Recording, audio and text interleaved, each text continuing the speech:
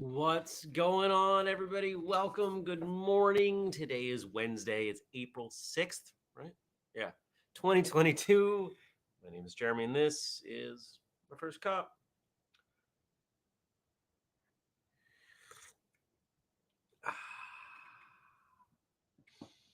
Good morning, Andrew. Good morning, Liz. Good morning to all the rest of you, whether you're watching live later or listening. Andrew's not just here, he's here. Like, not here, but he's in the control room. I don't know. How do we want to describe that? Just another reminder, we've got episode 700 next week, next Monday night at 8:30 Eastern, and Andrew's going to run the boards, so I don't have to. So I can just stay focused on you guys on the camera, and we're going to see where it goes. So he's here kind of as a test. So if you see things that are a little bit different, that's why. And just, you know, to make sure we're all on the same page. Andrew, you do whatever you want. As long as it fit. You can watch First Cup. You know how we do things. So it's all good. Good morning, Dennis. Dennis says, happy midweek, everybody.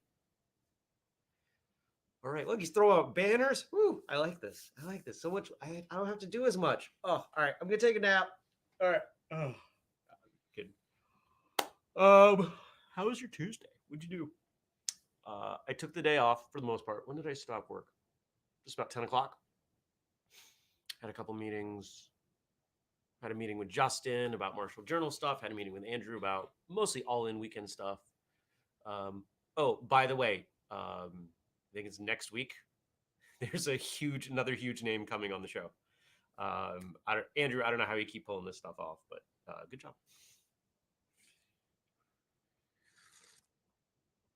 Stacy says, hi, gorgeous day to be out and about.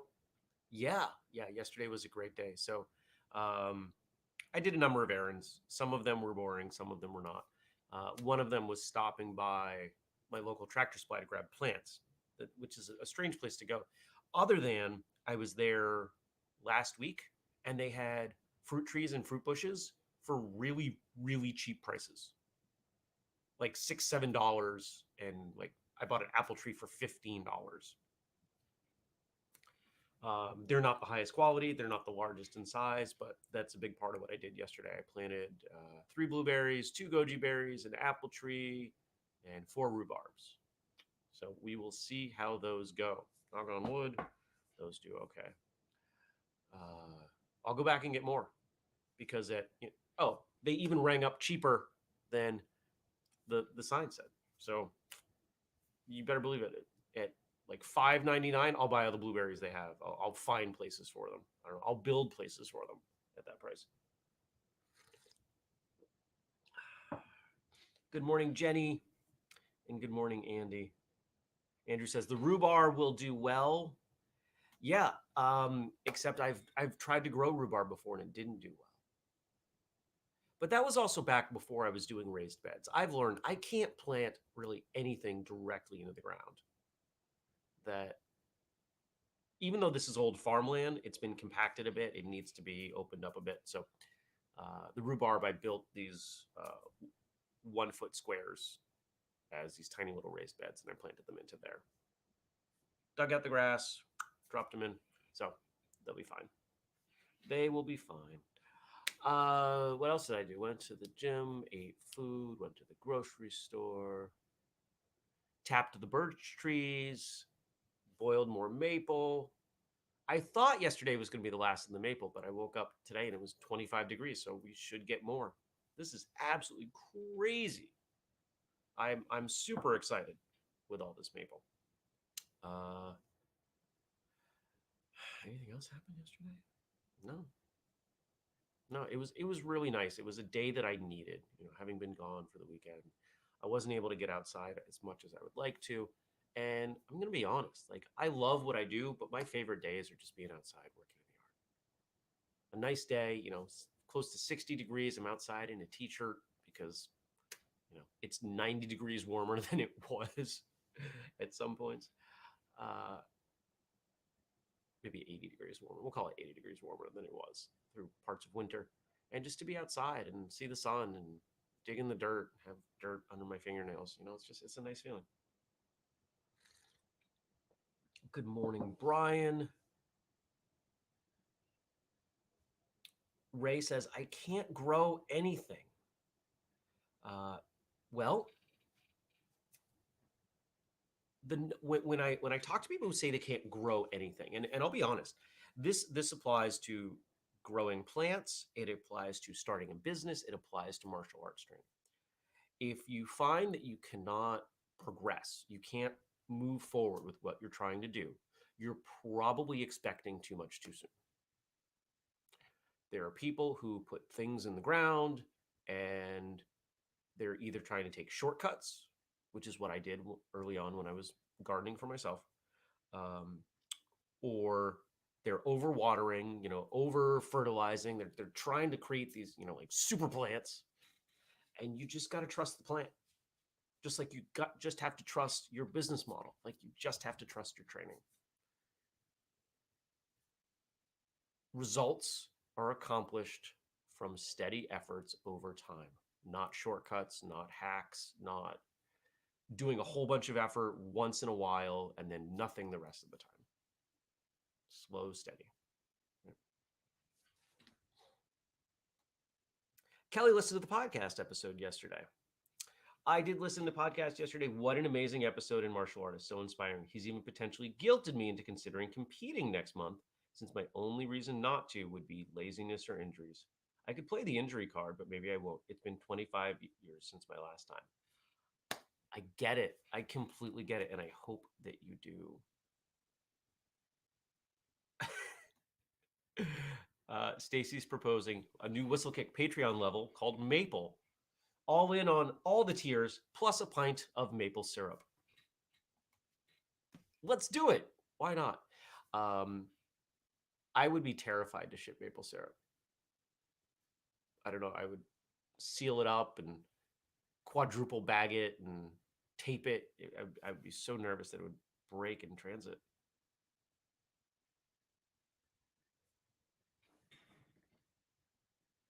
I feel like that's a typo. Not sure what that means, Stacy.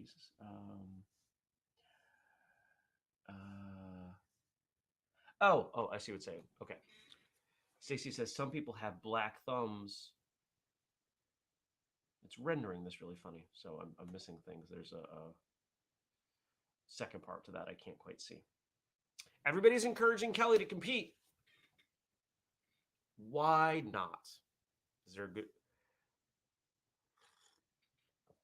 Remember, I think that there is probably nothing better for practicing action under duress, under stress, under a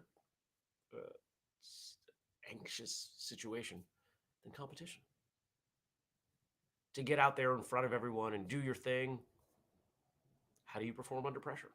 I think it's a good thing to do once in a while. And if it's been 25 years, that's more than a little while. So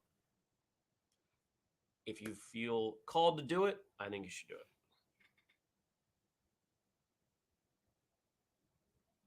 Andrew says, I will be competing in mid-April. I've only done about 3 tournaments my entire life. That's awesome. And Dennis is remarking on the episode too. Kelly, truly was a great episode, closing in on 80 years and more energy than most half that age. You can do it. And just like Ron the Purple Belt said, you're not competing to win. You're competing for the joy of the experience. If you haven't checked out yesterday's episode, you don't get that reference, and you really, really should, because it was amazing.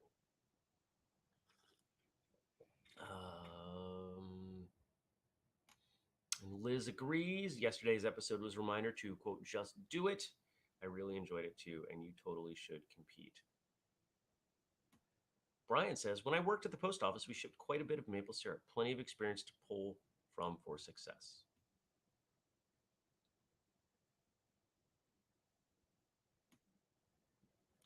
Stacy says, I'll be there doing a form with 2 moves I can't do at the moment, but no breaking competitions with no forms.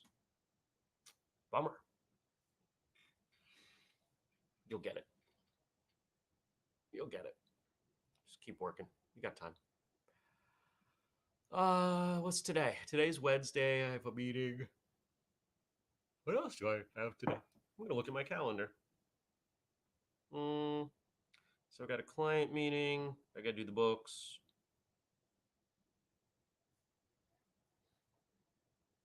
That's it.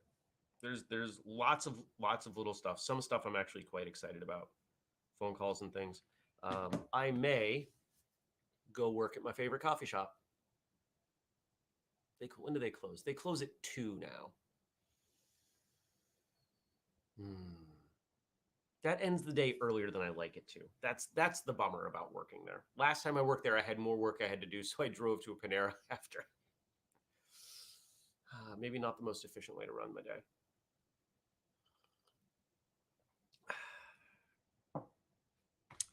What else?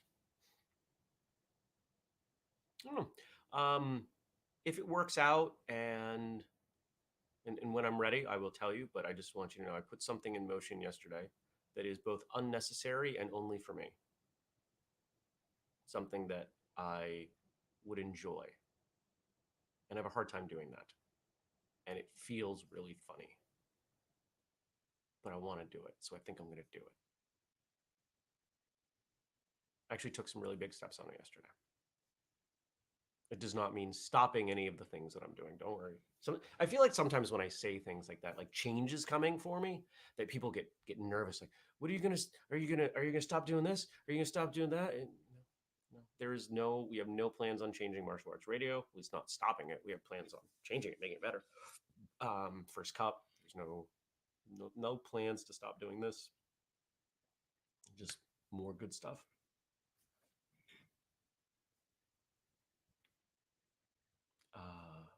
I like that, Stacy. Stacy says the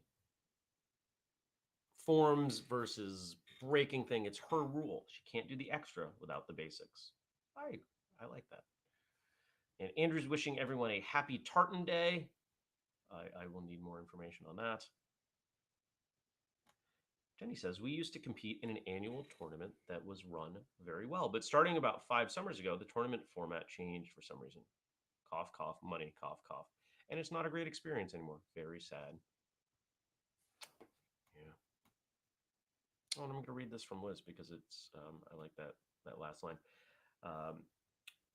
That is great self-discipline for yourself, very inspiring to not just do the stuff you like. She's talking to Stacy. Quote, persistence is the twin sister of excellence. I like that. Kelly says, I used to compete a lot. I was always told bow out when you were on top, which I did. It just means restructuring my thoughts and expectations. But of course, it's been so long, no one there should remember me from my competitive days. I'll now just be an, quote, old fart.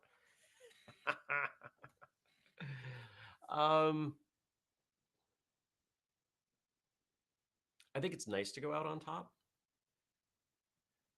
But I think it comes back to, big surprise, your why. Why are you competing? If you have goals and you're still winning but not accomplishing your goals, I see nothing wrong with continuing to compete. There's a tendency within the senior upper rank martial arts communities where they don't compete as much. Just as they don't do things that their students can see as much because it's vulnerable. It's vulnerable to compete. And when you are perceived as being better than, and maybe you don't win, that may be damaging to the ego. But so what? It's a competition.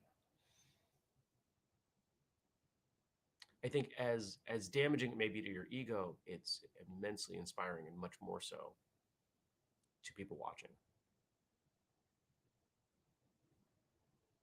When I go to competitions, and there's one I will be refereeing at in a week and a half, April 16th, Rutland, Vermont, if anybody's coming. I'll be refereeing there. And I love seeing people come out on the floor for the first time. They're not sure what to do, regardless of age, regardless of rank. You can just tell that they're unsure, and they still do it. And I think that's great.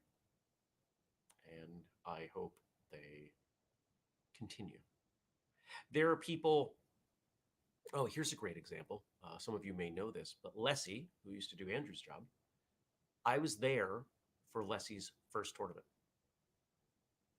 I was the head ref in the ring and kind of helped her through it. And now she got it. It's old hat for her. She crushes it when she competes. And so watching people's growth in that way is a lot of fun. I haven't sat in the chair in a few years now, but happy to be back. You guys are ridiculous. Have a good day, Andy. Andrew says maybe he'll show up in Rutland. Awesome. I hope you do. All right. Let's switch over. Let's talk about what Frank supplied. Andrew, you wanna bring that up? I don't know if you know how to do that. We'll figure that out.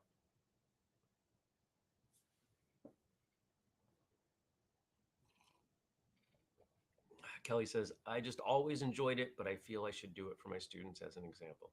All right. Andrew, bottom of this here, where you've got the different views, right? We've got these. The one I like is this one. The picture-in-picture layout. Oh, apparently there are keyboard shortcuts. Shift-7 is that one. There we go. All right, so today, thank you, Frank. As always, today is National Walking Day. Here's some information from mayoclinic.org. Physical activity doesn't need to be complicated. Something as simple as a daily brisk walk can help you live a healthier life. For example, regular brisk walking can help you maintain a healthy weight and lose body fat, prevent or manage various conditions, including heart disease, stroke, high blood pressure, cancer, and type 2 diabetes. Improve cardiovascular fitness, strengthen your bones and muscles, improve muscle endurance, increase energy levels, improve your mood, cognition, memory and sleep, improve your balance and coordination, strengthen your immune system, reduce stress and tension. All right. So I don't think anybody's deep enough into 12 months to health to get to the part where we are indirectly encouraging walking. But here's the deal with walking. Walking is not exercise. It should not be seen as exercise because it is a whole different thing. Walking is a fundamental element of being a live being. Movement is critical.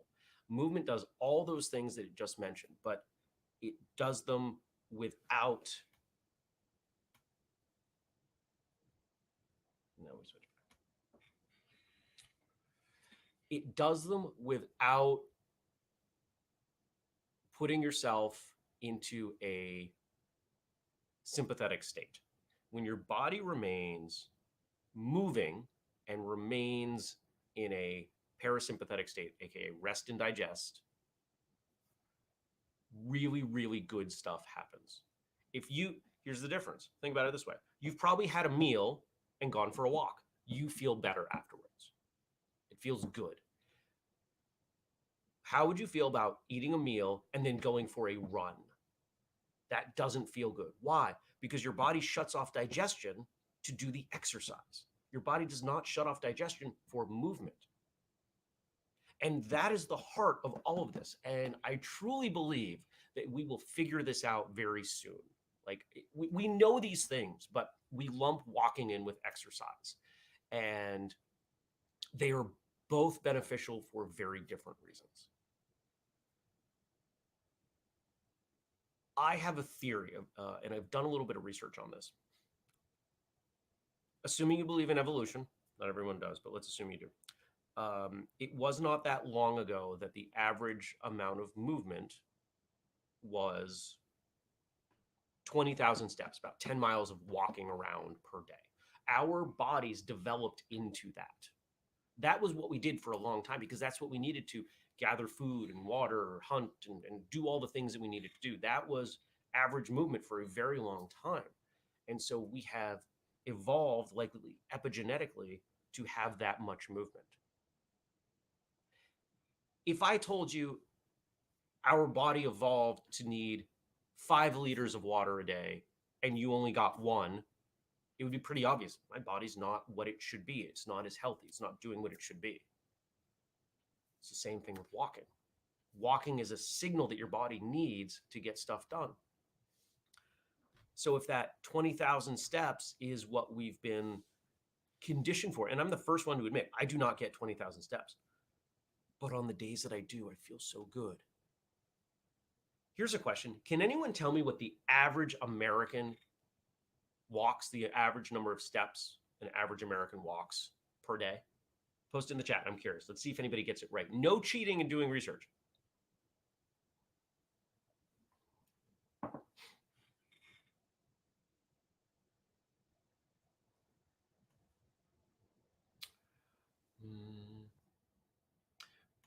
Ray says, why on the days I work from home, I have a standing desk. Helps me to keep moving. When I'm in the office, I find that I'm more sedentary. Absolutely.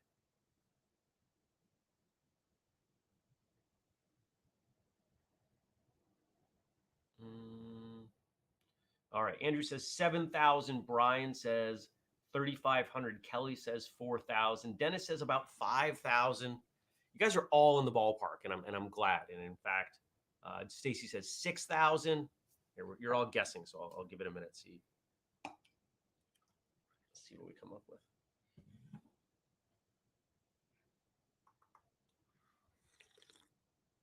I'm intentionally slurping my tea so you have something to hear. No new ones? It's 4,000. Kelly's right. We're trying to get to 20,000. We're at 4,000. Now, 4,000 seems insane. But we get up from our bed, we go to sit on our couch, or we go to the kitchen and make breakfast or whatever. We sit in our car, we drive to work, we sit at our desk, we sit at lunch, we sit in the car going home, and most people sit on the couch watching television or movies at night, right? Like it's all sitting. And so when people talk about sitting is the new smoking and everything, it's not because you're sitting, it's because you're not moving. Sitting is fine as long as you have time moving. I have a really hard time getting to 20,000. On a busy weekend, I can get to 15,000. Not over the winter, but if I'm outside. But what's interesting is you go for a quick walk and you see, wow, I really did add, I'm going to sneeze.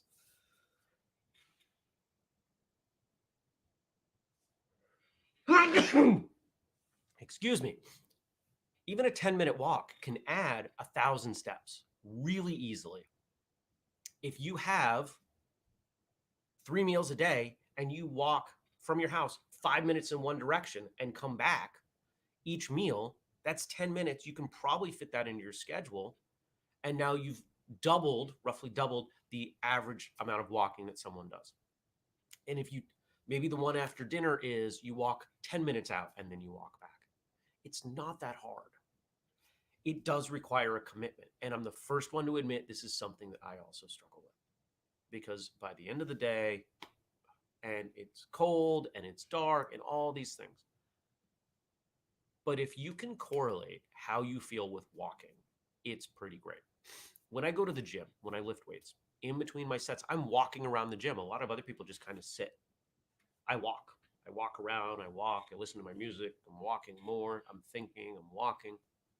And just doing that can add quite a bit. So something to think about.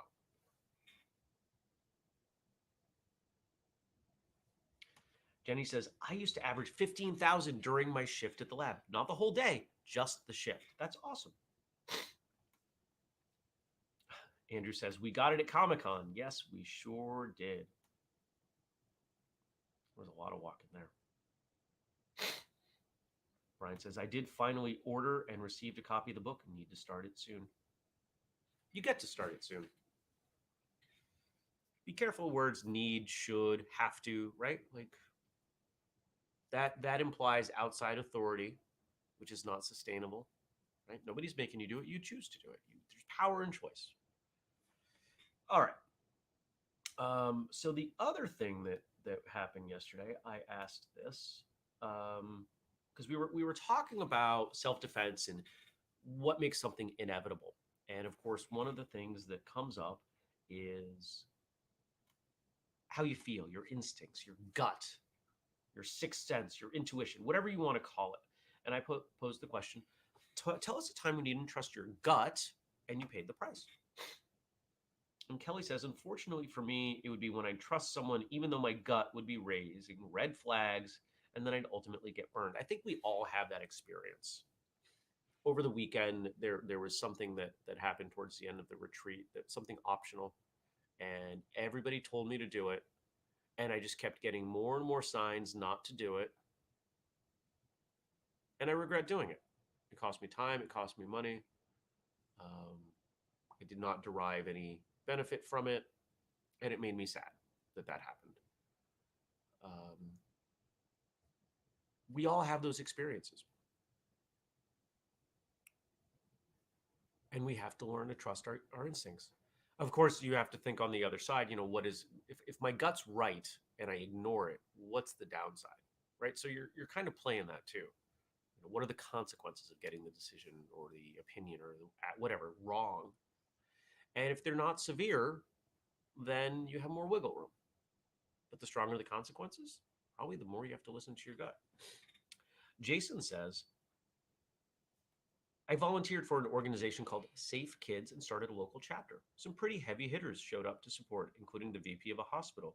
He said, if you need anything, let me know. I replied immediately with, how about $1,000 to buy car seats for our safety event? He said, done. I was going to ask for 5,000.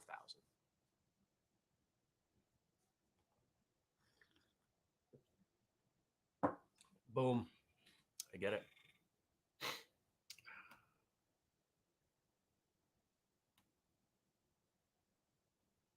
There we go.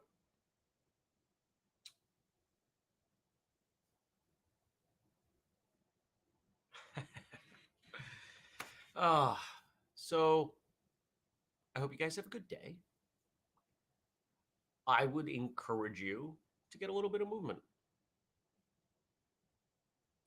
It could be martial arts movement, doing your forms slowly, doing some kicking, walking around the house. That's all movement. It all counts. It doesn't have to be fancy. You don't even have to leave the house. And it doesn't have to be, well, if it's not 1,000 steps, it's pointless. No, it adds up. It's not just what happens one day. It's overall. Again, I said this at the top. You're not going to go out and walk 30,000 steps today and then do 1,000 steps tomorrow and expect progress. If you're an average person, you're getting 4,000, take it to 5, take it to 4,500. How do you feel? When you start to correlate how you feel with the choices you make, things get easier. And that's the key. Making it easy. All right. Yeah. Andrew says, movement for me is tougher today. It is my heavy driving day. I get that. I really do. As someone who used to drive close to 30,000 miles a year, and I know Andrew drives more than that, but I used to drive 30,000 miles a year for work, and your body, objects at rest, right? Like, it did not want to do as much. And that's part of why I try to get to the gym every day, even if it's just going to be a short trip, even if my time at the gym is less than the total time of driving, because I'm trying to maintain that habit of being at the gym. It's supposed to be really nice out today. I have time. I'll probably go for a walk. So there you go.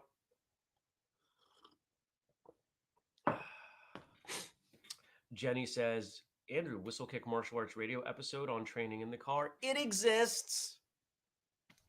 I made it. That's a pre-Andrew episode. Good morning, Mark. Have a great day, everyone.